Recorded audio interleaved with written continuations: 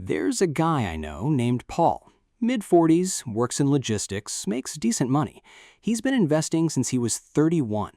Every month, without fail, $600 goes into his index fund before he even sees his paycheck. He's disciplined in a way most people only claim to be. And for years, he'd check his balance, do the math in his head, and feel behind. He'd read about compound interest. He understood the theory, but theory doesn't feel like anything when you're watching your account crawl from $210,000 to $230,000 over what feels like forever. Then something changed around the time he crossed $387,000. He didn't notice it immediately. He didn't wake up one morning and see fireworks, but over the next 18 months, his balance started moving in a way that felt different. His contributions, the same $600 he'd always sent, suddenly felt like they were adding fuel to something that was already burning.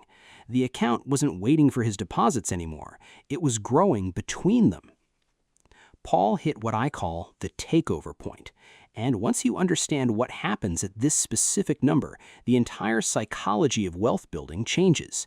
Most people think compound interest is a math story. They learn about it in school, they see the charts, and they nod. But here's what nobody tells you. Compound interest is actually a patience story, because the math only works if you survive long enough for the math to work. And most people don't.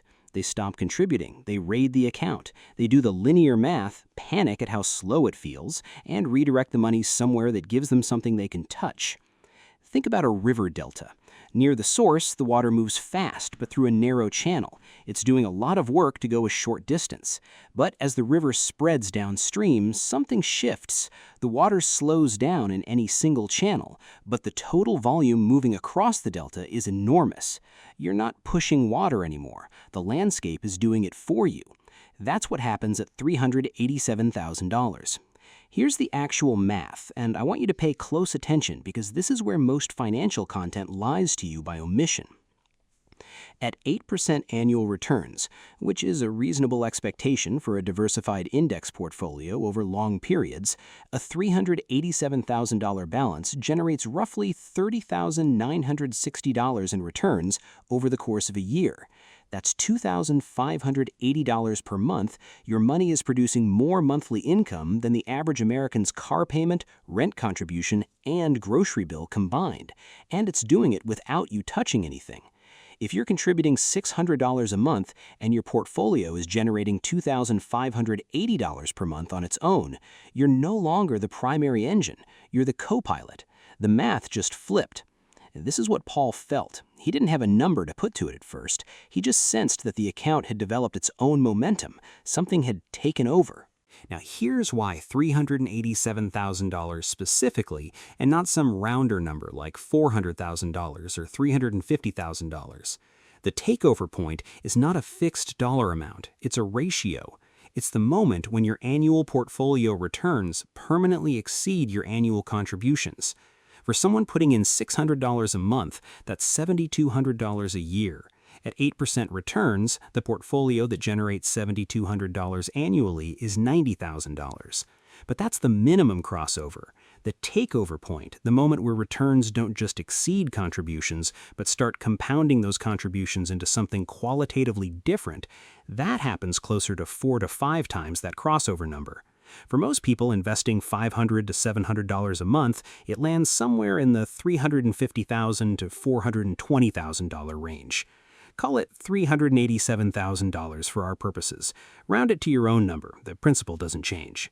Here's what most people do wrong in the years before they hit this milestone.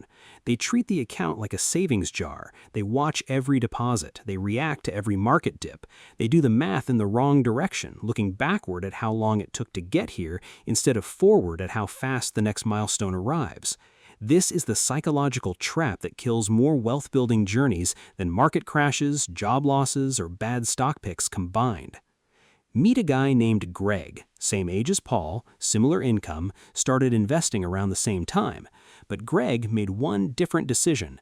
At $280,000 during a market correction that dropped his balance to $240,000, he got scared. Not terrified, just uncomfortable enough to pause contributions for 8 months while he waited for things to feel stable again. By the time he restarted, the market had recovered and his contributions started again, but those 8 months cost him more than the $4,800 in paused deposits.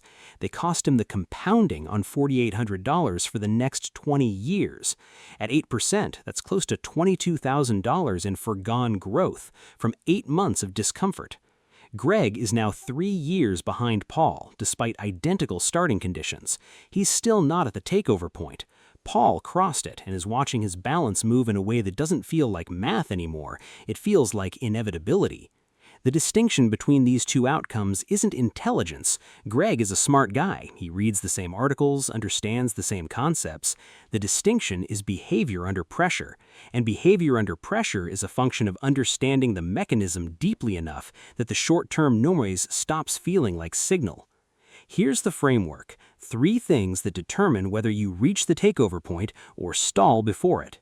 1. Consistency rate above contribution rate. Your contribution amount matters less than your consistency rate. A person putting in $400 a month for 20 uninterrupted years will hit the takeover point. A person putting in $800 a month but pausing for 6 months every time the market drops might never get there. Compounding punishes interruptions with a severity that feels disproportionate until you understand the math. Every gap in contributions is not just a missed deposit, it's a missed base from which every future return would have compounded. 2. Avoid the liquidity trap. The takeover point requires that your money stay invested. This sounds obvious until you're looking at a $340,000 balance and someone tells you that you could pull $80,000 for a house down payment and still have plenty left. You'd be pulling out capital at the exact moment it's approaching escape velocity. The takeover math breaks if the base keeps shrinking. Protect the base. 3. Stop watching the wrong scoreboard. Most investors track their balance against what they wish they had. Paul used to do this. He'd see $310,000 and think about how far $1 million felt. But the relevant metric in the years before the takeover point isn't the distance to your goal. It's the growth rate relative to your contributions. When your portfolio grows by $18,000 in a year and you contributed $7,200, you're at a 2.5x ratio. When it grows by $31,000 on $7,200 in contributions, you've crossed 4x. Watch the ratio, not the balance. The ratio tells you where you are on the river delta. Here's the brutal truth that nobody in finance talks about because it doesn't sell anything. Most people will never feel what Paul felt at $387,000. Not because the math won't work for them, but because the 15 years before that milestone are genuinely slow. Year 3 of consistent investing feels almost pointless. Year 7 feels like you're barely moving. Year 11, you're frustrated that your friends who never invested seem to have nicer things and roughly the same stress level. The psychological cost of delayed gratification over a decade is real, and underestimating it is why the financial advice industry keeps producing content that makes it sound simpler than it is. But here's what's on the other side. Paul is 47 now. His balance crosses $700,000 this year.